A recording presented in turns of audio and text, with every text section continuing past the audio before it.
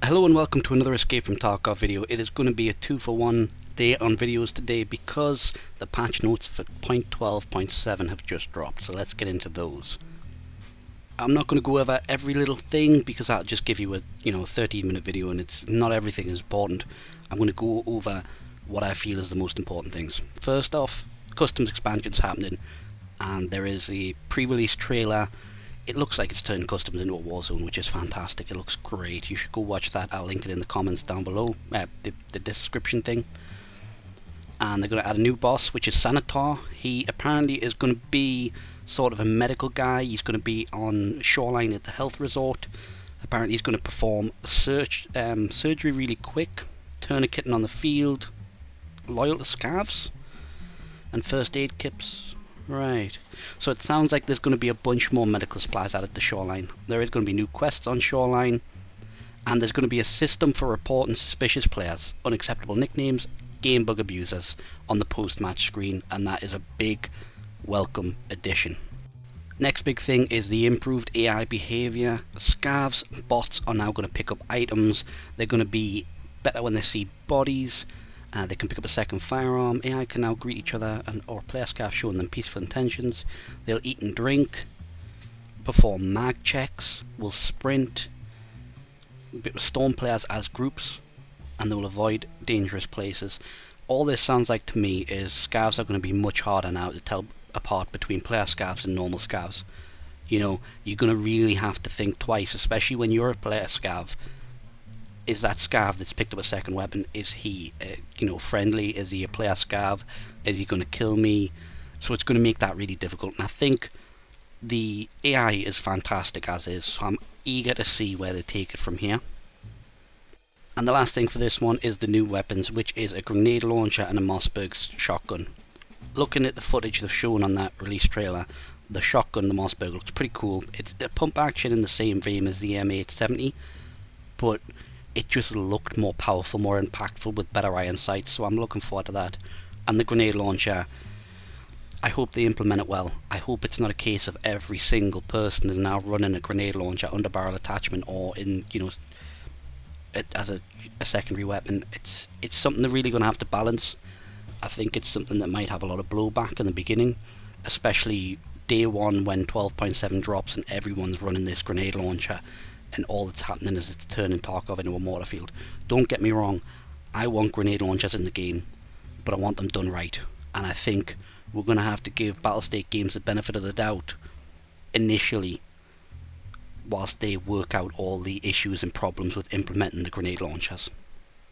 Next we have an absolute load of new ammo. It looks like it's all... Right, so there's a new 336 ammo, which looks to be AP, that I'm assuming that stands for armor penetrating. That could be really good. Some new 9x19s, which 7 and 31 sounds like an AP, an armor penetrating ammo. I don't know anything about ammo. I don't know what these are in real life. Bunch of 45 ACP ammos, which I'm assuming they're going to add with the Vector. There's a new 7.62x51, which is M993. I wonder if that has anything to do with the M995 ammo type. Maybe.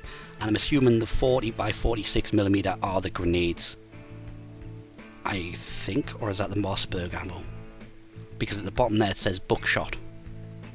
I'm wondering if that's the Mossberg ammo, not actually grenades now. Could be wrong. As I said, I'm not well versed with ammo types in real life, so you might be able to get better understanding googling some of these. I know that's what I'm going to do anyway. So, what else do we have? New stimulants. I don't know.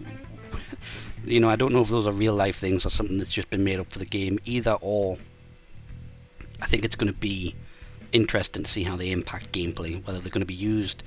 Because I think the stimulants that are in the game at the moment are sort of a take it or leave it. The people that really min-max and want to get to the marked room as fast as possible, they'll pop a stimulant, or if they're hunting killer, they'll pop a stimulant to get there faster. But other than that, the others seem, the only one I see any streamer use is Deadly Slob with a Propatal, so hopefully this breathes some new life into them, and it doesn't become something that is required, but it becomes something that helps bridge the gap for players who want to invest more money into their loadouts.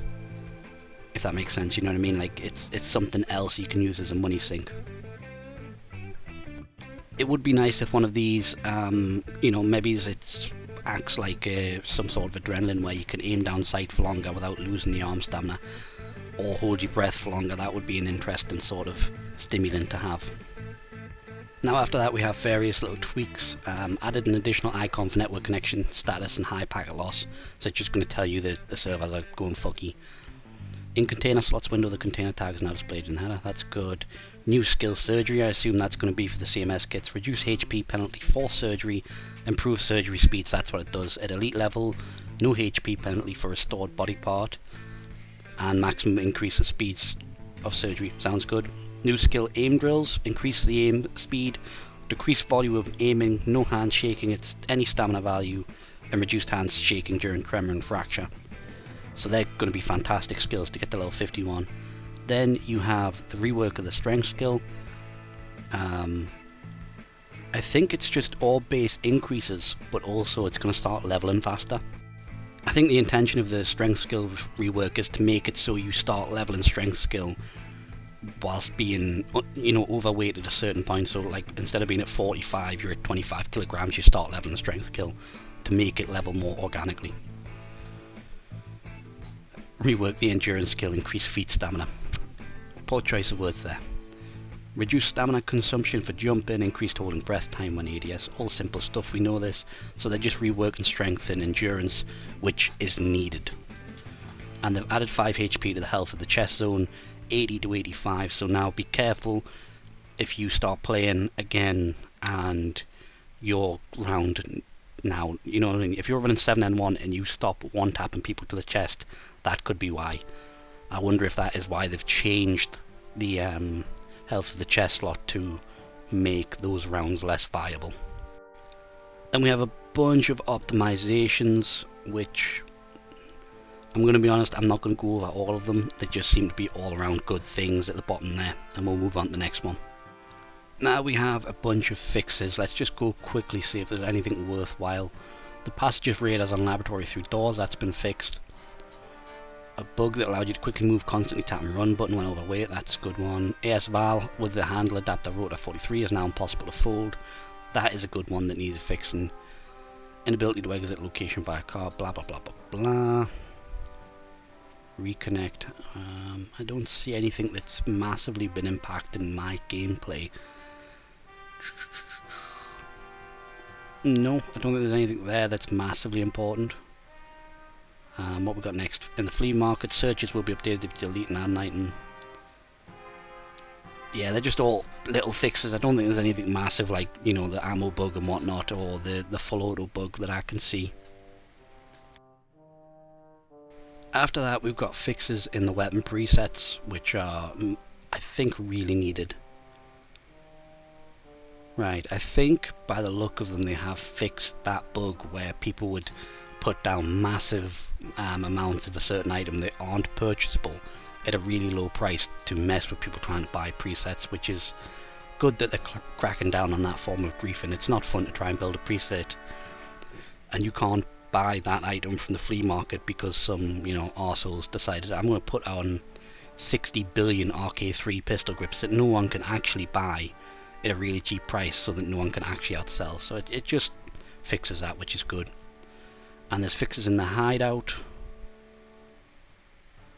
Yeah, not much there, not much that I've experienced, but again, if you can read this for yourself, that'll tell you if there's anything that you've been experiencing that's been fixed. And lastly, we have a bunch of little miscellaneous fixes, which is various bugs in group chat, bugs with discharge of weapon in the stash, incorrect position of fire mode pin, that's not massive, visual bugs, anything that a bug where Gluhar would not react to a killed in the head ally. What? Oh, so yeah, if you shoot one of his mates, he's not gonna, yeah, you didn't react, so yeah, no, that's a fix. Now, what have they changed? It's possible to examine items from construction requirements screen in the hideout, that's good. SV98 animation, hold new animations when enter and exit sprint. And so maybe if they've reworked the SV98, they've fixed the trigger delay. And there's a limit, if you haven't been matched within 45 minutes, they will just cancel the search. No, there's some decent, reasonable stuff. I am really looking forward to this patch. It seems like it's going to be a real big game changer. To be honest, I would have preferred they wipe this patch, which sounds stupid because this patch took so long to come out. But imagine everyone trying to run their early game quests on Shoreline, trying to contend with Sanitar, the new boss. I think it would make it people are going to go into the next wipe and feel like it's so much harder because Sanitar is in the Shoreline, whereas if they did that this patch, they would mitigate some of the backlash they're going to receive from that. Tell me down in the comments what you're most excited for in this patch and what you're worried about. I want to know. Personally, me, I'm worried they might implement the grenades and the launchers a bit, well, how should I say this? I'm worried it's going to be a large trial and error phase with the grenade launchers at the beginning, and I think that's going to damage the way the game's played for the short term. And a lot of people are going to be like, well, I'll come back when it's fixed. And I just think that's part of the, it's part of the design process, and you can't really work around it. I'm just hoping they're gonna release the grenades, they're gonna work great, they're gonna be a fantastic addition. But I'm willing to bet it's gonna be a case of they might have to go back and balance them a bit better. But I'm also really looking forward to Sanitar. I love the Scav bosses. I just love going in on offline mode. Honestly, I don't even kill them online, and just taking them out. I think it's some of the most engaging gameplay I've had with an enemy AI in any game, and I think that's fantastic. I think it's what Escape from Tarkov does well. I hope you've enjoyed this video, and I'll see you next time.